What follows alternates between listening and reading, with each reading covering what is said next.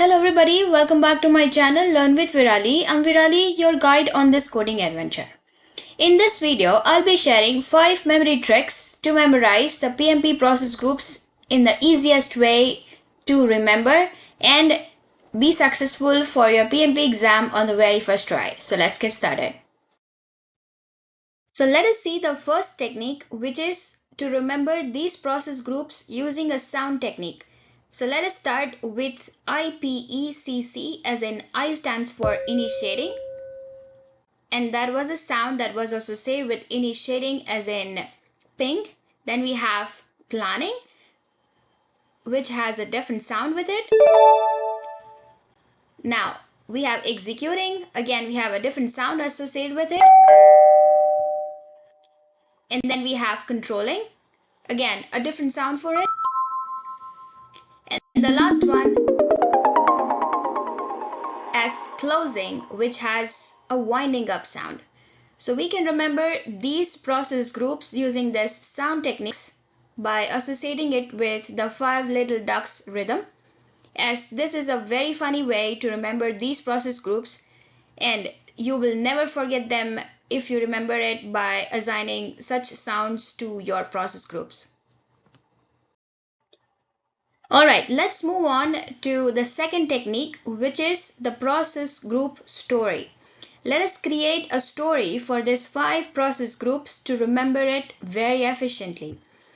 So we can say that initiating has something to do with Ian, planning has something to do with plants, executing has something to do with everything, controlling has something to do with carefully, and closing has something to do with continuously. So if we combine this together, we can form an entire story saying that Ian plans everything carefully and continuously. So this is going to help us to relate these process groups with these words that together form a very good story. So this is the second technique of creating a story, assigning different words for these process groups, making it more efficient, and you will never forget it again. Okay, so now let us have a look at the third technique, which is to use a visual map to remember the entire process.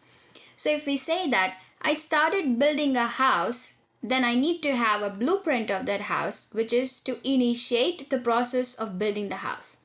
Next is I need to start planning in terms of, let's say, where will be my kitchen, where will be my drawing room, and so on. So in that case, you need to start planning after you initiate the process. The third step would be to go ahead and execute whatever you have planned in a way that you have to have all the builders or all the developers in place who is going to build it for you. Next is you need to go control stuff in a way which is like, okay, I need this much of manpower, I need this many resources, and so on. So you need to go control those things. And at the end, which is to close it, that is where you actually move in to the house that is built for you. So in that manner, you can make an entire visual map, which is going to help you to look for the process just like this. That is to have initiating, planning, executing, controlling, and then closing it. That is where you actually move into your house. So this is the process of creating a visual map of different things in your mind, that you will never forget these kind of process groups again. Okay, so technique number 4 is the technique of using hand gestures to remember different process groups by associating them with your fingers. So we can say that, let's say my thumb represents the initiating process. My first finger represents planning. The middle finger represents executing. The ring finger represents controlling. And my last finger represents closing the process. So you can also remember it using your fingers, making sure that you will never forget these process groups again. Okay, so the last technique is to use the color symbols for different process groups. Let's say if we say that I start, then I can say it or remember it with something to start. associate a different color which you think is the best for this particular process. Next is to plan, which is to have a blueprint in place in a way to have blue color associated with it. Then you execute it. That means you take some action against it.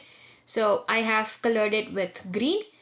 Next, you control it. That means you have to be considerate of different warnings and errors that will be coming through various programs or the processes. So that's where I've colored it as a yellow.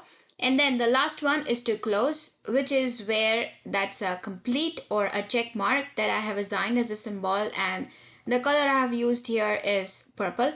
But make sure you give appropriate color scheme in a way that is easy for you to remember so that you would never forget these process groups again. So if you have enjoyed watching this video, please don't forget to like, share, comment and subscribe, as it actually helps me to reach out more people just like you. Also, let me know in the comment section below which technique or style resonated with your learning style, or if you use different mnemonics to memorize these process groups as well. I'll see you in the next video.